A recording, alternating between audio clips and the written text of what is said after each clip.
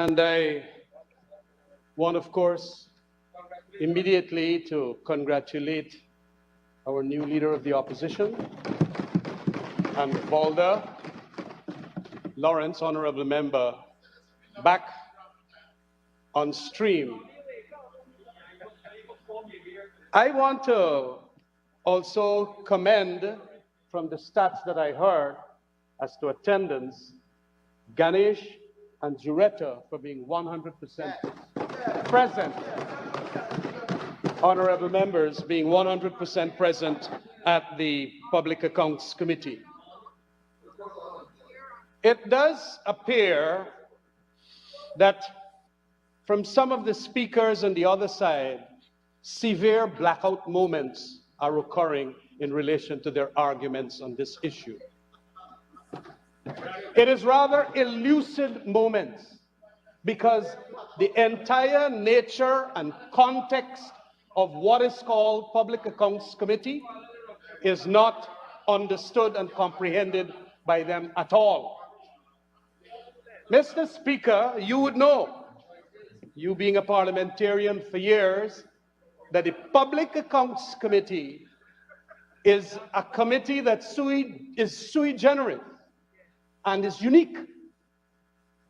And the axis upon which its pivot rests is also to be advantageous to the opposition, whosoever the opposition will be. And you know, just now I heard from Mr. Sanjeev Dattadin, honorable member, talking about fairness and balance and all of that. And when we were asking at the Natural Resource Fund just to name one member that will scrutinize the committee there, they didn't want to do that. But here it is, we have Public Accounts Committee, which is to ensure the scrutiny of expenditures by the government of the day, now being literally made de minimis in the context of this amendment that could be abused. And it is not true for anybody to say that they are going to get more balance with their 2 members being compulsory and mandatory there before a meeting could be called. Their 2 members or their 5 members could be there, and they could scrutinize too. Just that is why, Mr. Speaker, you would know that we expanded participation from 7 to 9 members. The coalition administration extended it 9 members, so you can have 4 and 5. And to that extent, the whole concept of participation, Mr. Speaker, the more concept of participation is to have a certain set of numbers. And the numbers include 5 or 4, 5 depending on when you are in government. And this has been a time-tested proposition for the PAC. Since 1963, it was there. And also, it was for purposes of that reason that the unique characteristic of it was that the chairperson must be from the opposition.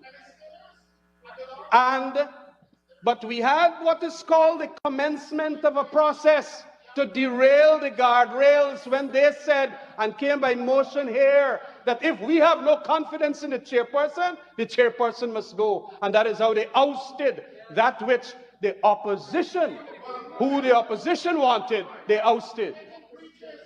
Mr. Speaker, this is an extremely dangerous development. It is a development that is now, in a sense, against the time-tested. And this is happening in England, the mother of all parliaments, whereby these things occur and the attributes remain for centuries. But you know what they want to do? They want to collapse the sacrosanct nature of the Public Accounts Committee.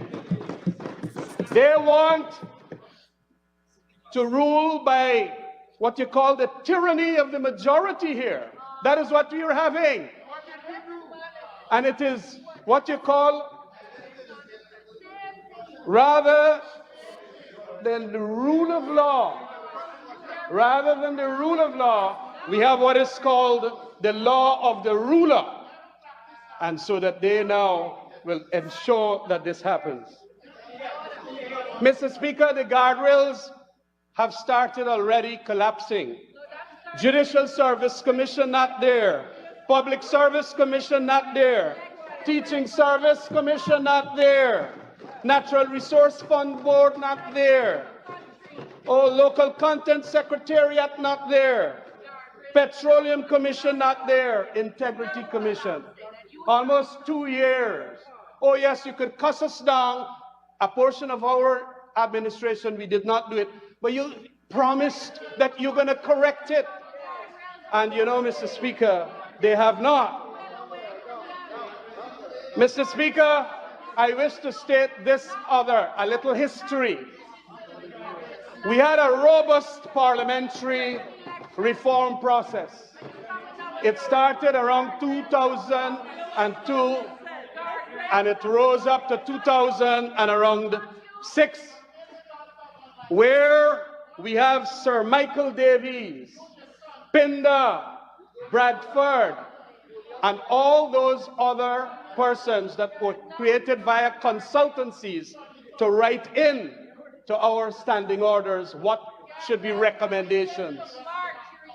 You know, we agreed on this 3-person as the quorum, not only because it was time-tested since 1963, but also because we had rationalizations for it. I sent to you, Mr. Speaker, a copy of why that was so. And we had a World Bank official that had come to Guyana called Stapenhurst. I remember him being invited by then President Jagdeo. And we also had another person by the name who was doing some research for Mr. Sir Michael Davies. His name is McGee, writing on the budgetary process. And they were talking why it is that it is necessary to have this process of a quorum. And this was one of the arguments. I have sent it to you. Small PSCs are also believed to be less likely to work effectively because of their size, obviously. And that is why it went up to 9. A small PSC may be confronted with a variety of problems. Its members may have too many other committee duties and may not devote sufficient attention to their PSC work. Its members may have commitment that prevent them from attending committee meetings and preventing the PSC from reaching the quorum, Or the committee may be dominated by government-affiliated MPs who have little intention for effectively scrutinizing the expenditures of government that they come from. That is what it is. So you have today an amendment to a time-tested, time immemorial. This thing is there. Why touch it? When we did what we did in relation to the amendments to committees and even to increase their sizes, we never touched the core rate proposition. We always left it at 3 because we found that it was enshrined by the time and also enshrined because of the sense, the common sense approach that is made of it. And when you talk about the issue, of it will be fairness and balance, that is a sleight of hand, a complete sleight of hand to ensure now that controlling it by virtue of having 2 members of the government side to form a quorum, which could very well stultify and stifle the work of that committee. We never wanted to deny government people their right to be in that PSC. They just got to show up. And if they don't show up in accordance with the nature and context of that PSC, the work will get done by 3 members of the opposition proceeding with the work. If they don't want to show up, well, that is it.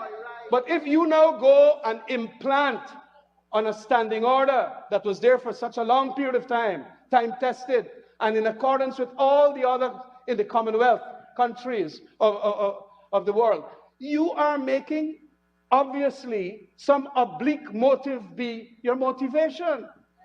And that is why it was very commendable when Ganesh Mahipal spoke, indicating what it is that is there. So this reform process that we had, which ensured that we did not touch the three-member committee, the three-member that created the quorum, had tremendous, good, cogent, compelling reasons behind it.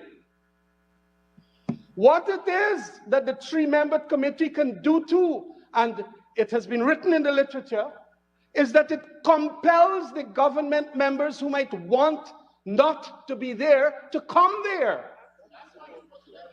That is what it does. Because you can very well have, when you've set up what you're now trying to set up, and to entrench quorum to mean the two members of the government side must be in this committee, it then ensures that you take away their compulsion of wanting to be there by virtue of not staying away, and as a result of the staying away, their work not getting done. And you know, Mr. Speaker,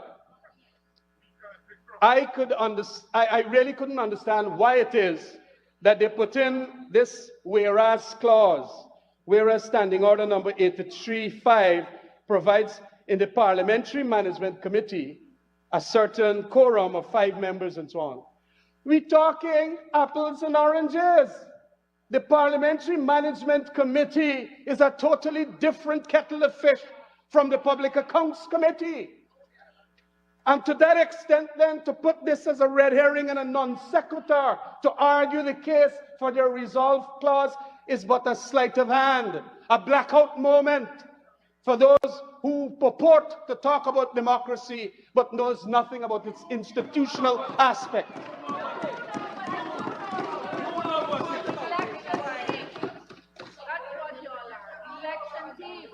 Mr. Speaker, what we have here is a galloping erosion.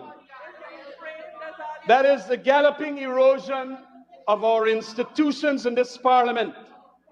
It is a rolling back of the enshrining and the entrenchment of the Public Accounts Committee to do its work, and especially in the context of Guyana now having so much more money as a result of that production agreement in petroleum that we signed on. They are going to now want to do away with the scrutiny that can come by virtue of the stifling and stultifying of the work of that committee. Mr. Speaker, could they really explain that whereas clause? Because Parliamentary Management Committee is a committee, unlike the PAC, in the sense that it tries to build consensus in relation to how Parliament will be run. But by the very nature of a Public Accounts Committee, you have to have fierce and fiery, independent calls made on government spendings. That is a component of democracy in relation to financial arrangements that is necessary. And so it does not have to have a 2 and 2 and a chairman. You go there, all the other committees have that. But they're trying to hoodwink. That is a wrong word, I understand. But whatever, the bamboozle is probably the word. Or they're trying as best as possible to steer our gaze away from their motivations of not wanting to do the correct thing. And that steering of the gaze is by saying, like, you know, the Parliamentary Management Committee has a 2-2-1 chairperson, and let me put it like that. No! Just like how the analogy, I think of it because I was in the criminal bar for many years, and it is the nature of why there is something called the presumption of innocence of accused people. Why they got to be judged by their peers. Because when there is a prosecution by the state and all its resources, it could be disadvantageous for justice if you don't give the presumption and a jury to a minuscule accused. Similarly here, the analogy has got to be understood in that context, that the axis upon which public accounts committees all over the world is driven by the fact that the opposition of the day must have that advantage. What we're seeing here now is a taking away. It is a rollback, a tremendous rollback. And it is, of course, another aspect in this galloping erosion of institutional democracy. It must not be allowed, Mr. Speaker. Mr. Speaker, I also wish to touch on this aspect of the needs assessment. I come back a little on that. When we were doing the needs assessment of Parliament during that very robust parliamentary era of around 2004, 2006 period, and even extended, we made sure that we went into all of these committees and even the other committees that we created for purposes of ensuring that there is an element of not a tyranny of the majority. Not a tyranny of the majority. And that is why we got photocopies of the standing orders of the National Assembly, Mr. Speaker. And the introduction, what is called, I think, note on the standing orders. The standing orders of the National Assembly were amended in 2011 by the Special Select Committee on the report of the drafting standing orders. I was a member of that committee. Honorable Member Gail Teixeira used to say that I never used to attend meetings. Members worked assiduously in conducting meetings over a 4-year period where they carefully considered each order. That is what we have here in the standing orders, where they carefully considered each order, making deletions, insertions, and also ensuring that the language be gender neutral. Also included for the first time is a compendium of the rulings of the Speaker. On the 21st of July, the report of that draft standing orders was adopted by the National Assembly. Why we adopt the thing? We adopted it, and each one of those, and I was trying my best to get the Hansard of that standing order committee, but I couldn't get it. But it will obviously state therein the rationale why we want a 3-man quorum to make that work of the PAC move forward. And so we have it. It is written here by Mr. Sherlock Isaacs, writing that. These amendments were incorporated into the standing orders, which have been reprinted for circulation to members of the 10th Parliament. What law reform? As I am saying, it is a rolling back of the true democracy that we had in that period and the robust parliamentary period. Why are you going to go roll it back? You know, and you call it, and they are almost Goebbelian in their propaganda, that this is but an evolution into a higher order. This is not so. It is reckless, and it is a rollback. It is a retrograde step, and it should not be countenanced by the parliamentarians here. I don't know if the younger parliamentarians of the government side does not appreciate what we did during that constitutional and parliamentary reform process. It seems that they never understand it. And so it is important that we get there. Mr. Speaker, we also inserted, well, not inserted, but they inserted what is called the Standing Orders Committee in Standing Order 89. There shall be a committee to be known as the Standing Orders Committee, to consist of the Speaker as chairperson, and not less than 6 nor more than 10 members to be nominated by the Committee of Selection as soon as may be after the beginning of each session. It shall be the duty of the committee to consider from time to time and report all matters relating to our standing orders, which are referred to in the Assembly. Mr. Speaker, We create institutions like this in that parliamentary process. Standing orders, committee. So what? It is there for decorative purposes? Are we just there to have it on some shelf now for the purposes of not in any way ensuring that now that we want a change, the Standing Orders Committee as a subcommittee dealing with this thing should not have dealt with it before? I am very surprised at Gail, honorable member, for taking this course of wanting to do basically an amendment of an entrenched position, a parliamentary entrenched position. Just like in our constitution, we have certain entrenched clauses. We have entrenched standing orders. This is one of them. And you feel now that you can come here by a majority and you just go and you argue the case that, look, we change it. And you know, they spread the word around like gospel, even coming from Bishop Wanejil, honorable member, that indeed this thing has godliness about it. It is the devil here, and we must see under the veil what the devil is. Mr. Speaker, all of these are reasons why we should not persist with this thing. It should have gone to the Standing Orders Committee. I must commend my friend, and although they laugh at him and say he's plain lawyer, he is smart enough to understand that in the written way it is done here, the formulation, it means that if that chairperson is not there, we can't get a meeting. And so it is important then that that also be amended.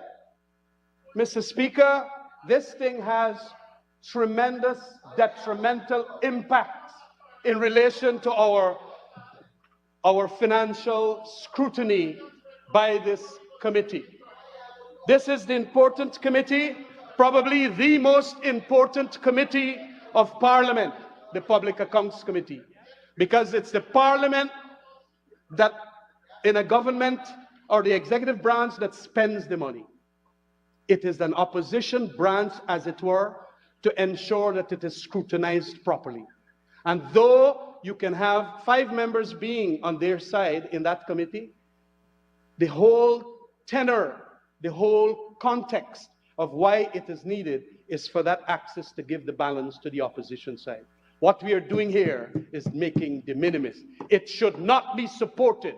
This is but a dastardly development of our financial affairs in our parliament. Thank you very much, Mr. Speaker.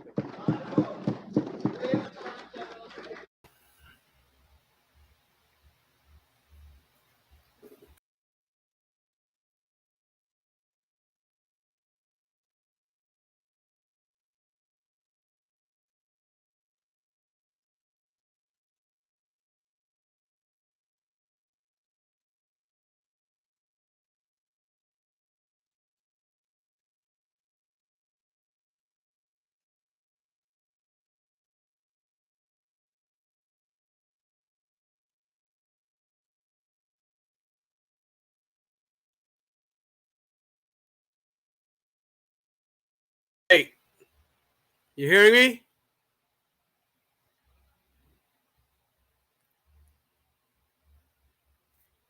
Are you hearing me?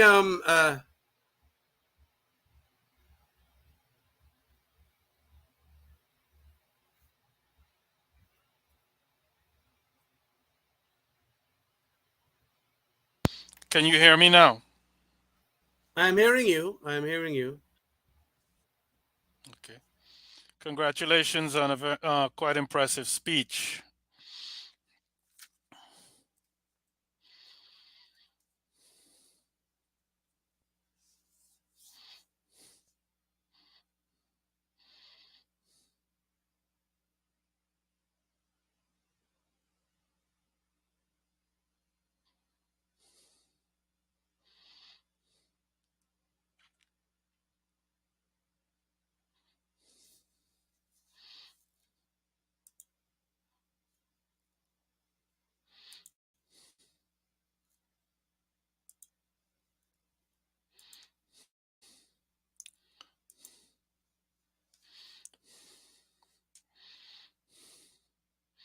Hello. Is anyone there?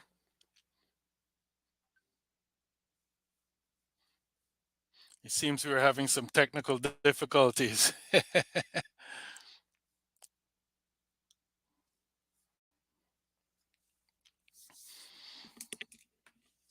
Okay, well, while we work these things out, let me say this. Well, first of all, happy holidays for everyone. Happy Easter to the Guyanese people and our audience in Berbice and throughout Guyana. We had just had a chance to hear a very important speech by the Honorable Kemraj Rambritan concerning the changes to the quorum rules for the Public Accounts Committee. Now, as a person in the diaspora, I find it fascinating that standing orders of any parliament, of any deliberative body, can be so easily changed with a simple majority. You know, it's almost as though the parliament can a parliamentary majority could change the constitution of Guyana almost. I find it to be quite dangerous. It certainly does not lend itself to cooperation or bipartisanship, or it certainly does not lend itself to a healthy to the development and maintaining of a healthy democracy. It's frightening in some respects. Yeah. Are you hearing me now, Ewart? I am hearing you loud and clear. I'm hearing you. Yeah. That was an important address, I must say, in a very important topic in Parliament. And Barbicians have to understand that little by little, we're seeing what I call a backward step. And by the way, that is why Transparency International, in its perception index, is stating that since the PPP has come in government, we have dropped a number of points as against what we were whilst we were in government. The perception now is that we are a far more corrupt country. And it is because of things like this. If people understand what I was saying there, it is simply that in Parliament, the government approves money and the government spends that money. How do we know that the money is properly spent? Is by virtue of two institutions, one called the Auditor General's Office and the other which supervises also in a sense the Auditor General's work on the money spent, and that is called the Public Accounts Committee. And in the Public Accounts Committee, you have the 4 opposition members, and they then, along with the 5 government members, they scrutinize spendings. We are not supposed to have ministers on that parliamentary PAC, Public Accounts Committee. But we see that although Gail Teixeira is there, I think Juan Edgil is there, they're ministers. And okay, we had an opportunity in 2015, 2020, where we indicated that we would try as best as possible not to have ministers in the thing. But we ended up having some ministers ourselves. But a promise was made, and Gail and all of them shouted us down. Today they got ministers there. Now, ministers being there are the people we are scrutinizing. And you're supposed to now, recuse yourself and all of that. They don't recuse themselves. But moreover, what they have done now for meetings to be called in the existing regime, you got 3 persons, and 3 generally could come from the opposition. So what they do now is they set up this thing to put mandatory, you got to get 2 government members of that committee before the work could start. Moreover, they're saying that if a chairman is not there, the chairman, that is Figueroa, is not there, what can do? So it could stultify the examination and scrutiny of of the government spending, like all the flood relief money that they thief, all the COVID money that they thief, and they could block it by virtue of not turning up to meetings.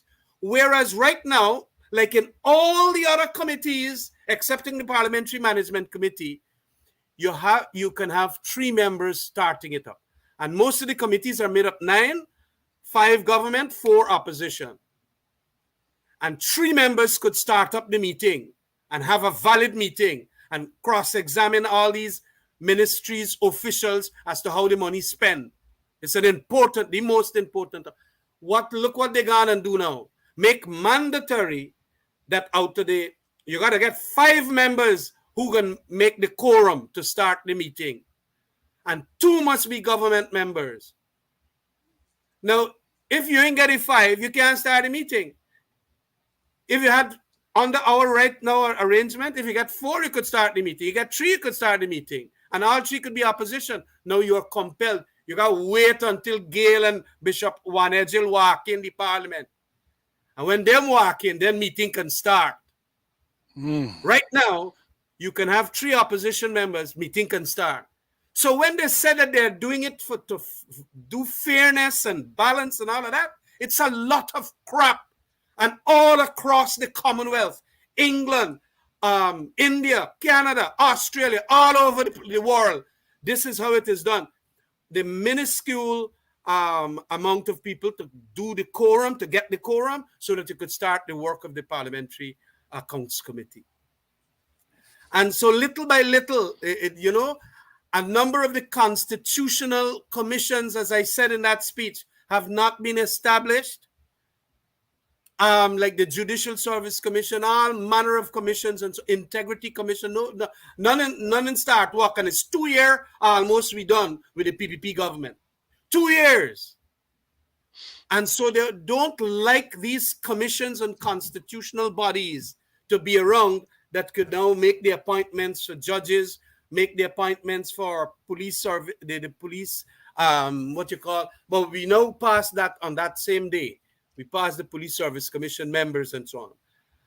But, these are what I call the tyranny of the majority. They feel that they get a majority so that they could do what they want.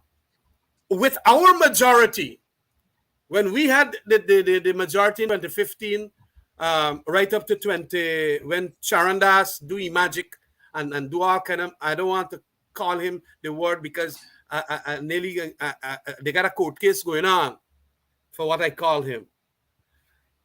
What we did is that we expanded democracy. Take, for example, that Natural Resource Fund Act. Inside of the Transparency and Accountability Committee to see how our oil monies are going to be spent, we expanded the bloody thing to 22 people. That is what we did. As against when soon as them come in government, first amendment and first repeal was to our Natural Resource Fund Act. And they bring it down to 5 members, all 5 of which are appointed by them. We even strike hard to get at least 1 member, either Christopher Ram or Vince Edwards. You know the whole situation with that transparency board and so on. That the petroleum thing. And they didn't allow us. They tell we that Dunstan Barrow is a PNC member and we will select Dunstan Barrow. These people ain't got no shame now, And are kind of thieving money and hotel they building and they buying house and land and so on at Skeldon. I was up at quarantine. I heard they buy big house and land and so on. People in go invest and people in vice president and so on.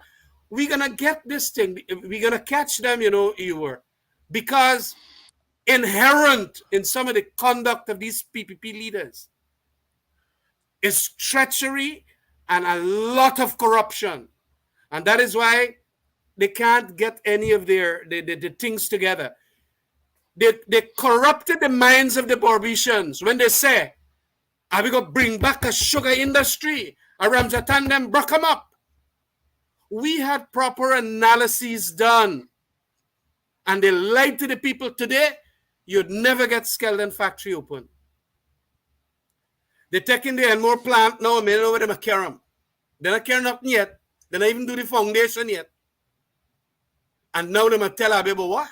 Abibo plant hemp. Hemp they're going into now. We got a society here and know nothing but hemp. We had included inside of that policy that when we going to lock up, lock down the 3 estates or the 2 estates that we did, we're going to have alternative livelihoods in a 5 Ps: plantain, pumpkin, pineapple, prawns, and something else, peppers. Because 1 acre of that kind of crop cultivation makes 10 times more than sugar. And that is what we were about to do, because you had to get some oil money. But of course, the no confidence motion come and, you know, and do a lot of scuttling of what we had wanted. It sounds like the opposite. It sounds like the government is broken every promise. Ensure that they you know, spend it on those crops rather than go back and promise the people a lot of sugar and so on, and they're not doing anything.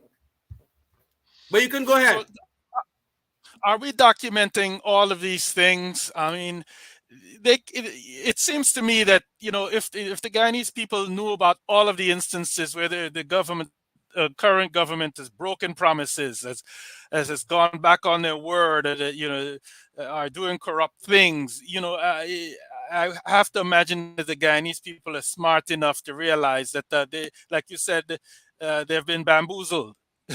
You know, they can't hide these things forever. So, hoodwinked, yes. So are we documenting these things to present to the Guyanese people, to make it known? I know we appear on shows like this and we say these things, but you know, what are we doing above and beyond, you know, these sorts of shows to well, make sure the Guyanese let me tell you people know something. exactly Even you sometimes mention that people are listeners now. Documentation of the thing into booklet forms or whatever is useful. But when you are on social media like I am, you get thousands and thousands of people watching. And the people are aware of how they have been hoodwinked by the Jagdeo cronies and them. They know that. I don't know when you're saying we got to document it, what we got to go write a book about it now. No, but whatever it is for purposes of talking on it and repeating the story on everywhere we go. When we go to, like we went to Anne's Grove, we mentioned all of these promises. When we went to quarantine, you mention all of them at the bottom house meetings and so on. When you go to Parliament, you have to mention them. When me and you talking here, we got to mention them. And that is it. They said they're going to bring down the salaries that we increase to give our, you know, selves big lifestyles. Boss, when we went into government, the salaries was so low. We wondered how it is that Summit's a big mansion they're building.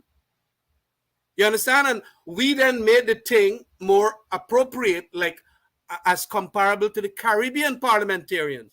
And we did increase it from about $369,000 to about $800,000.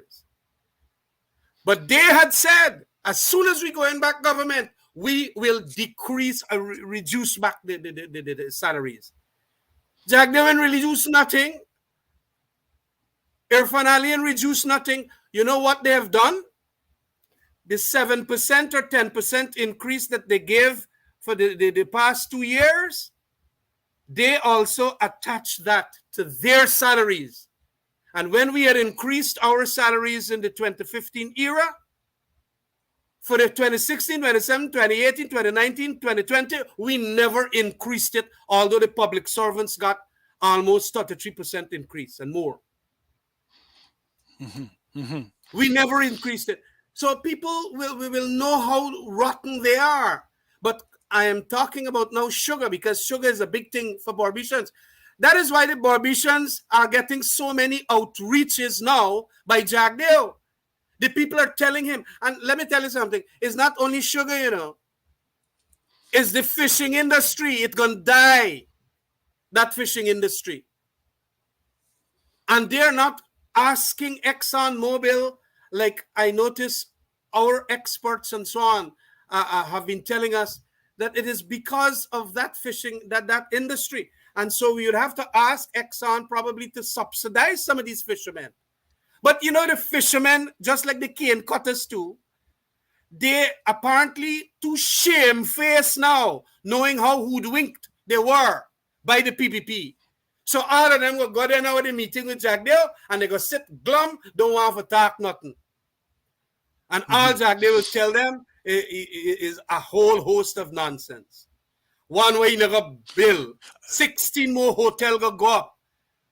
Those farmers in quarantine ain't gonna know nothing inside of that kind of service sector, hotel business and so on. But here it is. Also, it is important for food security in Guyana. Guyana might be a country with fertile lands, lots of water, and because of the stupidity of their agricultural policy, you're gonna get hemp instead of plantains and pumpkins and pineapple and prawns. They're so silly, and they're going to waste that oil money into an industry. Now, the big talk about hemp and all of that has to do with these same lands at Skeldon and the same lands at Wales. They're farming, like what Putin did with the oligarchs in Russia. He farmed a set of people that are very close to him, and then he sell out the crown jewels of the country to them, and they became the oligarchs. And as a fellow named Browder said, Putin said, I want my percentage. My percentage is 50%. And that is why Putin is one of the richest leaders in the world. Very corrupt. You could very well have that happening here now with that set of prize lands. I remember these same investors that want to go into hemp, they come and gaff with me. And I tell them, go to the intermediate savannas. Start a little project there. Leave these lands for those sugar workers that are out of jobs now. And then because of the fact that you got to right-size the industry, they can get the 10-acre plots and plant pepper and plantain and pumpkin and so on. They don't want that. These investors, they want to come to take those prize lands that is already infrastructured with drainage and irrigation canals and dams and beautiful roads and all of that. Them go buy that for a penny, and our people will not get to plant food. They go get plant hemp. Cane cutters and all of them inside of them, the strong support areas got punished because they're not going to get lands to plant food.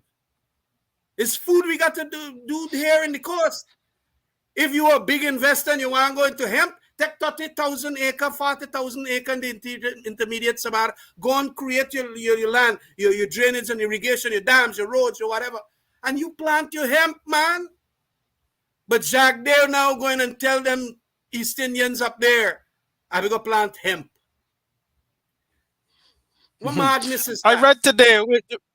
I read today where the president said that he was going to provide part-time jobs for the cane cutters, the sugar workers. Now I know that the sugar workers who are not working need something. They need some kind of work. But is it your belief that this part-time work will suffice for them and their families? It will not. You need sustainable jobs for them. And by the way, from amongst those that were terminated by us, about 2,000 got back their jobs with taking the money. They got back employment, not their job. Some of them went to some other estate. Some went into the taxi business. Some of them went to hairdressing salon. About 2,000 of them. And the rest now were supposed to await plots of land for alternative livelihoods program. And because they're hardworking agriculture people, the cane farmers. So you have to understand that. But now you're going to, and by the way, I was up at quarantine. I was at 64 village, 65 village. I went to one of my a funeral of a cousin of mine. And the more you talk to some of these people, they have been stunned by what is happening to them now. Jobs. And they will promise a whole set of things. I don't know. That is why we just want some accountability. If you're giving jobs to some people, that same Public Accounts Committee can ask for an investigation.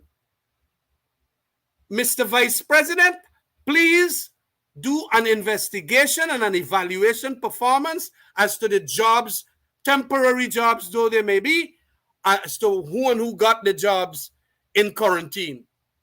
Now they want to block all of that by this new arrangement for the quorum. All of that will be blocked.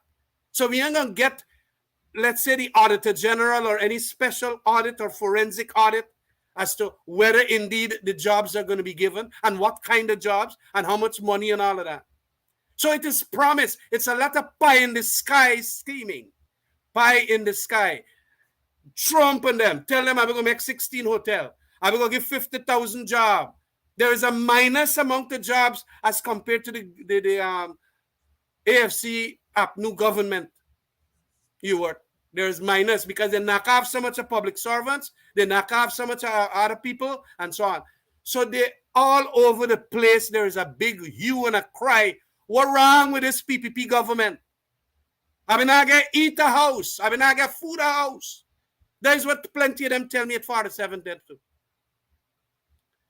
And you promise this. The rice industry is going down because of the fertilizer price gone to $10,000 bag. Everybody quarreling. And they're racing and they say how we are grounding with the brothers and the comrades. Grounding? The people, they're going to give the people hampers. But you know what the people tell me? I'm going to end up with pampers soon. Yes. From hampers to pampers. Yes. And this is what is happening there in quarantine. And that's the base.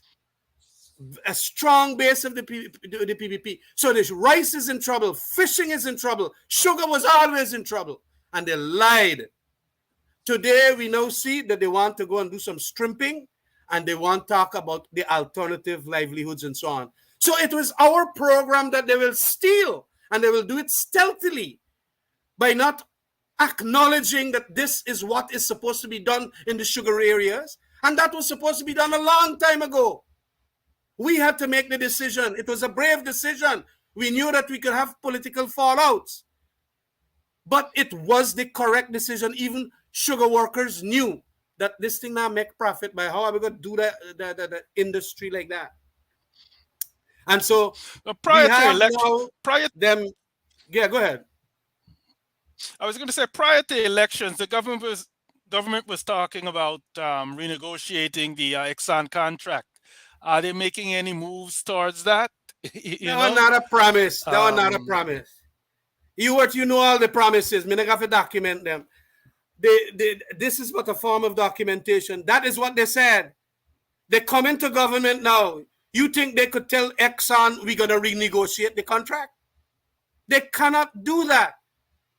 When things like that are signed and sealed and delivered, it's very, very difficult. You could have now gone back into assuring that they do not do the damage environmentally to like our fishing industry or the flaring and all of that. Those are things that we wanted a strong environmental protection agency to do. And the strongest persons and personnel was Dr. Vince Adams. But they chased the man out. To ensure that you got strong people in the EITI, like Dr. Jadupat, they chase you out. To ensure that you get strong people for the new variety of rice at Nari, they chase out Dr. Umnat Udu. All the bright people, they chase out.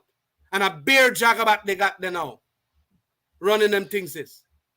So, and they're instructing them, some of them, you know, and we're not going to move as a nation when you're going to get just people in the political arena instructing these technical people what and what to do. It is crazy. And those are the examples I will give you because they've not kept their promise again with the oil renegotiation. And even so many other things, they're saying that they're going to do this, they're going to do that. They're going to go back to Amila Falls and so on. Look, I am not against the Chinese, but we have to be very cautious, as Anand Gulsaran and all writing about the investments with Chinese. We have to make sure that we do not allow companies to come in with boot arrangements and give us the boot with extremely high cost for energy so that they could pay back themselves and go back out to the country. So that is another setup again, in my view, where they will be talking plenty. We're going to get Amila Falls and we're going to get gas to shore, this and that and so on. They are just talking wildly and loudly, but not rationally. And all kinds of big project they're going to get. Project execution in Guyana is a very sluggish thing. And you got to know too, they were there for 23 years. Did they get any of them big projects done properly? Skeleton Factory is one of them. The fiber optic cable is another one. And how much scams you didn't have under the PPP. And we were trying to ensure that these don't recur. And of course, a lot will come out of that court case that we have in relation to that Charandas no confidence motion, in which I'm sued for libel and all of that. But it is important to understand that Jagdeo and them is only power they're concerned about. And when they get the power, they're not doing the necessary things to ensure that all Guyanese benefit. Is only a set of friends and family and favorites. Yes. Yeah, while you were speaking, I was trying to think of an infrastructure project that was successfully done by the PPP government. Can you think of any? None. Not one single one. And you know, the European Union gave them 110 million euros to ensure that the sugar industry gets back it was in the red all the time, but to get back break even. They take all that euro money and they put them other places but sugar. I've been warning the Barbicians about that. They were the ones that broke up sugar.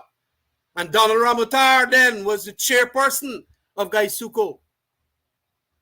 Then he became president. And all manner of things happen with that set of money. We know it ain't gone yet. And you know, Gawu sit down and not talk nothing because you collect union dues only. They're not even mentioning how it is that and more packaging plant, where it gone, what is happening to it, why we now got for going to hemp. They shut up their mouths because they're all fearful of Jagdeo. They're going to put 2 halap on them and they're done. But Jagdeo is supposed to go on pasture now after having serviced 2.5 terms as president. He is violating a norm of our constitution. And a lot of people not wanting to talk about this. One professor from the University of West Indies recently in a seminar was talking about the kingification of certain leaders in and around the Caribbean. The kingification. I thought she was talking straight about the what's happening in the PPP now. Because some people feel that they could get all the powers and do whatever they want by commandist and commandeering methods and so on. And that is wrong. I rather suspect that a more caring person than Irfan Ali, you know, you could see that with him a little more than Jagdeo.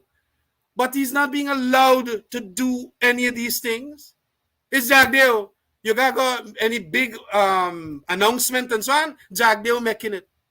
And it is not your prime minister too. I am ashamed how they push him on corner. The brigadier. And so it is important, Barbicians, to understand that, you know, all that we've been talking about the PPP and especially how Jagdeo's commandism is now in application, we are not going to get anything good here.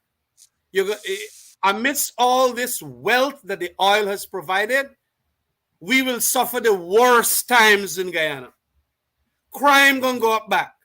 People's nutrition because of shortage of rice and fish and all kind of thing. We been and look for some shrimps and so on at Skeldon Market. The things are there. Me know how them ordinary coolie man there and coolie woman buy them thing there. Much less them black people there. Because, you know, it is not an inequality that I'm talking here, but the people there in quarantine, especially the East Indians, they seem to have bigger houses and doing a little well. But now them crying out, shrimps gone so much by. They can't eat gilbaka and our Barbies. They can't eat snapper and so on. And this is what a PPP government. And that is why you're going to get so much resentment from them, and they're going to start cuss, as you would have seen in the Facebook. A couple of them already start cussing. The people at Blackbush Polder, the people at Charity, all of them start cussing now. And that is why they're rushing. Go and talk to them people to buy. Because they got a well-oiled machinery, the PPP. And they got plants in all the regions and all the districts. And they're telling them, buddy, a beer pressure be there under here. Then people want to know what make me not get job, why we can't bring down fertilizer price, why this and that, and why that and this. So they're running now. They're running like mad people. And so the people are telling them. And to come up with solutions, they're not thinking it out. They don't want to go back home and do the introspection as to what is a good policy. No, I'm going to plant hemp. Yes. It will create a big cannabis cultivation, in my opinion, and it will be disastrous for this country. We have a few more minutes. Can you? And I know there's a new opposition leader. Can you talk a little bit about what the opposition is planning to do to defend the interests of the people of Guyana and certainly the people in Berbice? Well, what is the opposition going to do? Well, the opposition will do what opposition does all the time. It will scrutinize the government in the various committees, like one of which is the Public Accounts Committee. We are going to scrutinize the policy of the government, whatever the policy, whether they're hemp policy as against a sugar policy or the non-existence of a sugar policy, what they're going to do in relation to helping the rice farmers or the fish farmers. We will be going there talking to those people. I noticed they have taken first jump. They gone and talked to the people. But the people want to talk to us too. And they want to talk to the leader of the opposition, who has indicated that as the new leader of the opposition, he would like to go and talk to those people too. Hear suggestions, know their difficulties and challenges, and talk the talk. We also want to talk to the experts of the World Bank, the experts of the IMF, the experts in the CDB and the IDB. We don't exclude them, and also our local experts like Vince Adams, like Clive Thomas, as to what might be some of the best policies to put forward. Have you written anything lately about rice and this and that and so on? And to talk to all these experts that they knock off recently, like Jadupat and Omnath and so on, and ask them their ideas because they have been long there and so on. And that is basically what it is. And then write about them, speak on them, and do that which the opposition always does, be critical of the existing government. And so that is what we have been doing. That is what we're doing in this program now, and that is what we will continue to do. And, well, of course, I congratulated him on his win as the new PNC leader and also becoming the leader of the opposition. We had made a principled position, taken a principled position, and said that once the PNC leadership elections is over, whosoever is the new leader of the PNC is entitled to the leader of the opposition position. And so we stuck to that. And so we will be talking to them. We have to talk to them in the APNU component of the alliance, of the coalition, and continue to come up with our own ideas too. We know that there's a lot of other factors that might be helping produce these difficulties. The war in Ukraine, the COVID and so on. But it is largely to do with a country that is priding itself of growing 40% growth next year. or this year, 40% growth this year. And yet people punishing. And that is the difficulty. We have to tell our people, don't make the mistake in 2025 by putting them jagabats this and again. They lied. We had to make the hard decisions. But the hard decisions is what you make for the long-term development of a country. Chedi Jagan used to teach us that. But all of them inside of the PPP now, like they forget Jagan. Them only a Surhawe Jagdeo. And that is wrong, because I don't know any excellence or brilliance from that chap in connection with his economics and so on. Let him tell us which project of his has been successful. All fail. And we have done a number of things to bring back a modicum of respectability to our balanced budgets. He gone and borrowed $200 billion deficit financing. And then he take out all the money from the oil fund. Every damn cent, $607 million. He took out from the oil fund. And when we ask him where the money there, specifically, where did it go to up to now? He and Ashni can't tell we. They say it is fungible. It gone into the consolidated fund. It can do a little increase of wage. It will do this. It will do that. Look, when we set up that oil fund, we wanted to know where the oil money will go to. If it will go to a street or if it will go to this and that. Specify it. No, they mix all the thing up. So you don't know where the money gone now. And we don't get another $400 million coming for this year already. Or 200 million US. All gone just the way, like what happened with the last one. And so we will continue to demand of the government of the day, as we will do in Parliament and so on, by our speeches. And we hope that people out there are going to listen. Because some of them, they didn't even know that I gave an address of that nature in the Parliament. By Utah, I didn't know nothing about that. And so on. And so we have to also do our public relations work so that lots more people can read us and see us and hear us. Because we are doing a wonderful job there, holding them to account, as all opposition must do. So I'd like to end there if on that score. Well, thank you, Kemraj. Your words were most enlightening and encouraging. I am optimistic that the opposition will hold the government's feet to the fire and defend the interests of the Guyanese people. And certainly from the perspective of someone in the diaspora, that is a very good thing, because everyone has their eye on Guyana these days, and Guyana has a bright future, but only if the opposition can really, really scrutinize the government and make sure the Guyanese people's interests are protected. Thank you for entertaining my questions tonight. Thank you very much, Ewart. And a good night to all Bobitians. Thanks. Good night, all.